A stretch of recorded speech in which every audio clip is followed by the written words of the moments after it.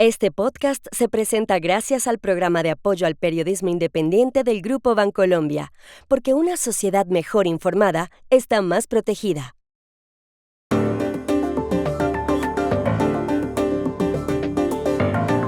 El Centro Carter mostró ayer en la OEA actas originales de las elecciones venezolanas del 28 de julio.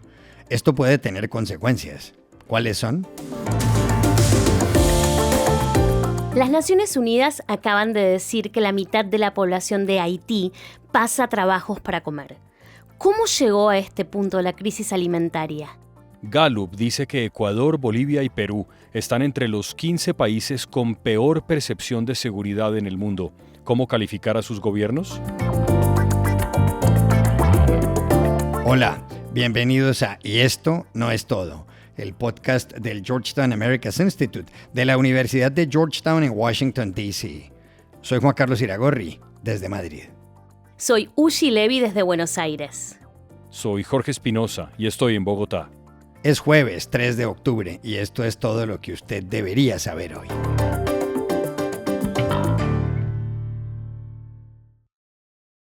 Ayer, en la Organización de los Estados Americanos, la OEA, en Washington, D.C., tuvo lugar una sesión importante con respecto a las elecciones presidenciales de Venezuela del 28 de julio.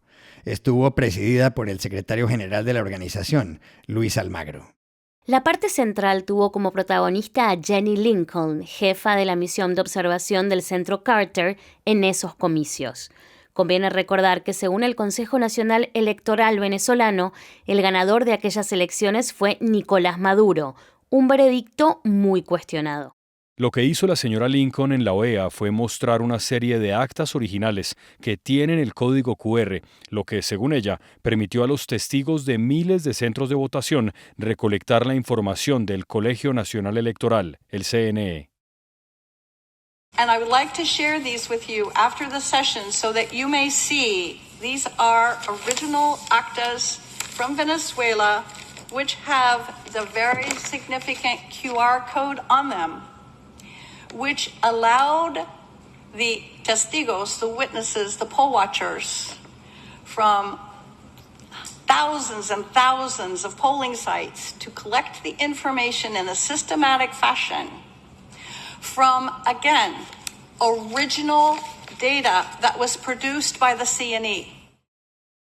Esa información de Jenny Lincoln lleva a concluir que Nicolás Maduro no ganó las elecciones con el 51% de los votos, sino que lo hizo el candidato opositor Edmundo González Urrutia con más del 65% del respaldo ciudadano. Por eso, Luis Almagro tomó la palabra en la sesión. El proceso electoral fue desde el principio una serie de las peores cosas que se pueden cometer en todas sus fases durante el mismo. Como se esperaba, no fue ni libre, ni justo, ni transparente. Como se esperaba, se hizo sobre la violación de acuerdos firmados. Como se esperaba, se realizó en un contexto de violaciones de derechos humanos. Como se esperaba, se anunció un resultado fraudulento. ¿Cómo interpretar lo que sucedió ayer en la sede de la OEA? ¿Podría, cambiar en algo las cosas? Llamamos ayer a Washington al periodista José María del Pino, corresponsal de NTN 24 y quien cubrió la sesión. La presencia del Centro Carter en la sesión permanente del Consejo de la Organización de Estados Americanos el día de hoy es una suerte de subida de tono y subida de presión que está ejerciendo el secretario general Luis Almagro sobre particularmente aquellos países que aún no toman una postura respecto al fraude electoral del 28 de julio. Y quiero explicarme, hasta ayer por la tarde Venezuela no era tema en tabla de esta sesión ordinaria.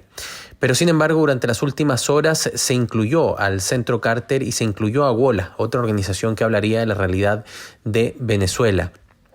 Pero sin duda alguna quedan en una posición más dura y más incómoda países como Brasil, Colombia y México, cuando una organización como el Centro Cárter, que en el pasado incluso fue acusada de legitimar el sistema electoral del régimen venezolano, les muestra actas reales que vienen desde Venezuela, enviadas por correo internacional, y que tienen el papel, los códigos, es decir, fueron emitidas directamente por las máquinas del sistema electoral venezolano. Y de hecho, quiero contar aquí que nosotros intentamos conversar, por ejemplo, con el embajador de Colombia una vez que salió de la sesión y no quiso hablar, porque me decían fuentes diplomáticas ayer en los pasillos de la OEA, todos saben, lo que usted sabe, lo que yo sabe, me decía un embajador, lo saben ellos también. No es que no quieran reconocer porque no están convencidos, no quieren reconocer porque están incómodos frente a la situación. Entonces, cuando el secretario general decide a última hora sumar a estas organizaciones y además sacar este verdadero as bajo la manga, o podríamos decir acta bajo la manga, en medio de la sesión, lo que está haciendo es aumentando la presión para que hayan países que ya tomen una postura. Brasil, México y Colombia siguen pidiendo las actas. Bueno, ayer el secretario general se encargó de que el Centro Cárter llevara las actas a la sesión.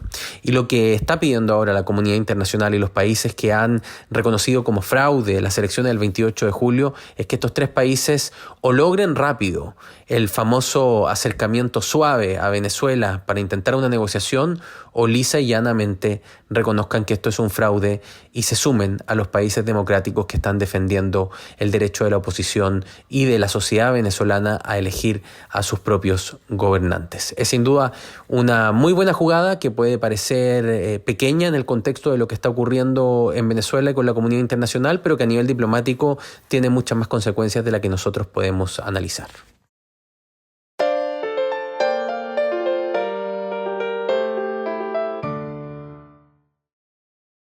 La crisis de Haití se profundiza a pasos agigantados. Oigan este dato que acaba de publicar el Programa de Alimentación Mundial de las Naciones Unidas.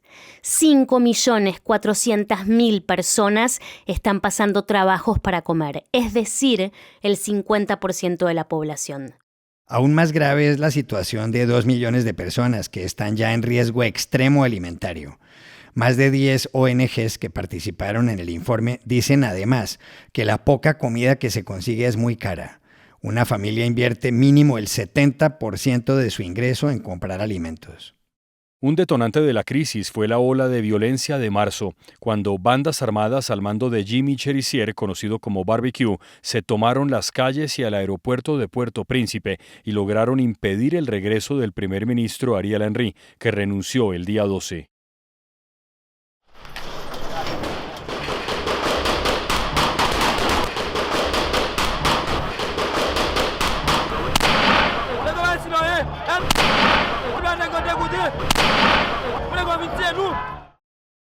La violencia y la falta de alimentos ha desembocado en episodios tan dramáticos como que mujeres y niñas han tenido que ofrecer sexo a cambio de comida, según los informes. Los 400 policías que el gobierno de Kenia envió en junio no han conseguido reducir la inseguridad.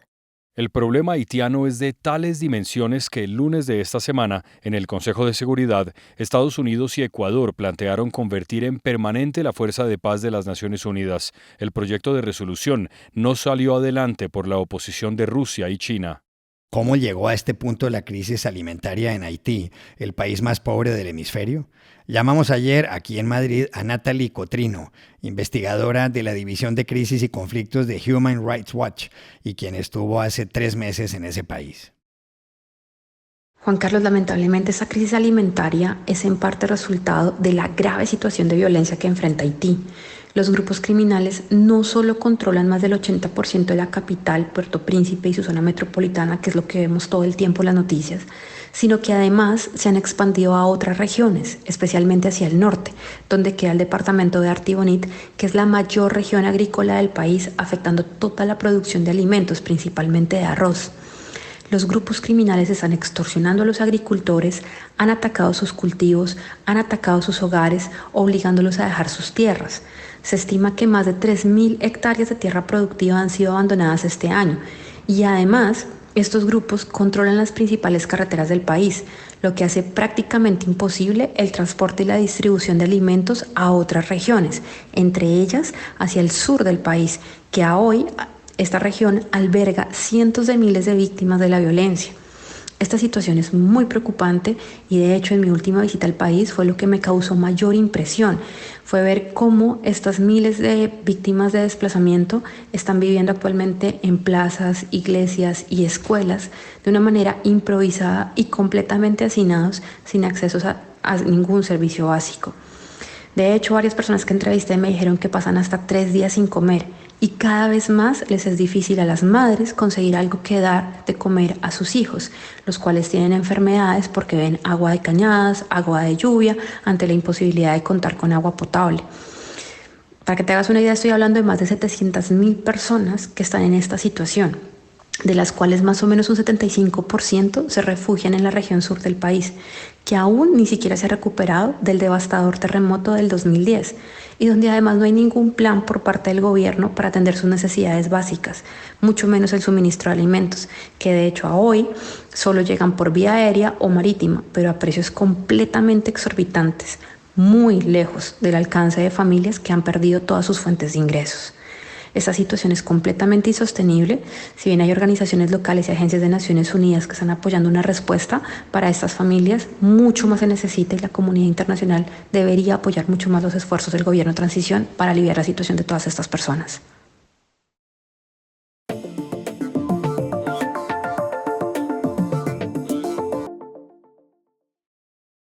Este podcast se presenta por cortesía de Movistar Empresas, el aliado que está transformando y potenciando negocios en toda Hispanoamérica con soluciones digitales en cloud, IoT, seguridad, conectividad, Big Data y advertising. Movistar Empresas, siempre el camino seguro. Y este podcast también se presenta con el patrocinio de Tecnoglass, el poder de la calidad. Tecnoglass es la compañía líder en la manufactura y comercialización de vidrios, ventanas y fachadas para el mercado de la construcción en Estados Unidos y el mundo. Para mayor información, visite nuestra página web www.tecnoglass.com. En The Global Safety Report, el informe de seguridad global de la firma Gallup que acaba de publicarse, hay 3 países suramericanos que salen mal librados: Ecuador, Bolivia y Perú. Cuando a sus habitantes se les pregunta si la ley y el orden están vigentes, las respuestas son alarmantes. En el Perú, el 63% de los encuestados contestan que sí. En Bolivia, el 62%, y en el Ecuador, apenas el 56%. El año pasado, la provincia ecuatoriana del Guayas arrojó datos impactantes. Cuando a la gente se le preguntaba si se sentía segura al despertarse en la noche, solo el 11% decía que sí. La cuestión es si las autoridades ecuatorianas, bolivianas y peruanas lo están haciendo bien para proteger a sus ciudadanos, que en total son 65 millones. Llamamos ayer a Washington a Juan Papier, subdirector para las Américas de Human Rights Watch. Juan Carlos, el Ecuador está sufriendo un aumento aterrador en el crimen organizado, liderado especialmente por 2 bandas, los choneros y los lobos, que han hecho que el país tenga una de las peores tasas de homicidios y de percepción de seguridad ciudadana de todo el hemisferio. A comienzos de este año, el presidente Daniel Noboa declaró un conflicto armado interno y desplegó a las fuerzas militares en el país. Sin embargo, esta política no ha logrado resolver fenómenos graves de violencia, como son las extorsiones y los secuestros que siguen disparados en el país, y en cambio ha generado graves violaciones de derechos humanos, incluyendo aparentes ejecuciones extrajudiciales, detenciones arbitrarias y casos de torturas y malos tratos en las cárceles. En Bolivia, uno de los grandes problemas es la debilidad del Poder Judicial, que está completamente cooptado y que es incapaz, en general, de adelantar investigaciones serias, creíbles y contundentes, incluyendo contra el crimen organizado. Cuando asumió, el presidente Arce prometió reformar el Poder Judicial, pero no ha avanzado en nada para este cometido central para la democracia boliviana y para enfrentar el crimen organizado y la delincuencia en el país. Y nos preocupa enormemente la situación de Perú, que también está en el listado entre los peores ranqueados por Gallup. El Congreso peruano se ha dedicado a aprobar leyes que dificultan las investigaciones contra el crimen organizado y dejan a la ciudadanía indefensa. Ha aprobado una ley que hace más difícil investigar la corrupción, ha aprobado reformas en materia de minería y de deforestación que le permiten al crimen organizado prosperar en el país y recientemente ha debilitado las capacidades de la Fiscalía para adelantar investigaciones. Y estas son otras cosas que usted también debería saber hoy. Israel lanzó anoche varios cohetes contra el centro de Beirut, uno de los cuales pudo haber caído en un hospital. El presidente de Estados Unidos, Joe Biden, dijo que no apoyaría una ofensiva de Israel contra los sitios del programa nuclear de Irán. Y el gobierno israelí declaró persona non grata al secretario general de la ONU, Antonio Guterres, y le prohibió la entrada al país por no haber condenado los ataques de Irán el miércoles.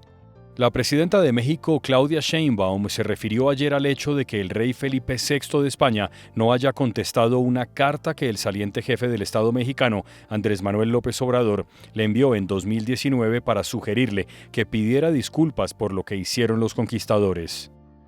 Nosotros creemos primero que tiene que recapacitarse. Hace poco el gobernador de California, que por cierto estuvo aquí para la toma de protesta, hizo una disculpa pública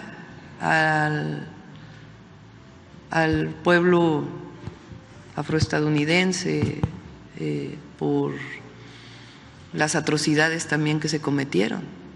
Y los países de Europa han hecho disculpas públicas, el Vaticano hizo una disculpa pública. Sheinbaum, en su primera conferencia mañanera, agregó que México y España tienen buenas relaciones de todo tipo y que además los une la gran cantidad de exiliados españoles que llegaron durante la guerra civil de su país y la posterior dictadura franquista. La ex primera dama de Estados Unidos, Melania Trump, defiende en su libro de memorias, que saldrá el martes, una tesis contraria a la de su esposo, el expresidente y candidato presidencial Donald Trump. La señora Trump argumenta que el aborto debe ser un derecho. El derecho a la interrupción del embarazo fue abolido por la Corte Suprema estadounidense en 2022. Había sido fijado por otro fallo en 1973. Y aquí termina Y esto no es todo, donde siempre habrá más. En la producción estuvo John F. Burnett. Y pueden suscribirse a este podcast en nuestro sitio web yestonoestodo.georgetown.edu, seguirnos en nuestras cuentas de X y de Instagram @yestonoestodo y por supuesto buscarnos en nuestro canal de YouTube. Gracias por oírnos. Chao. Hasta la próxima.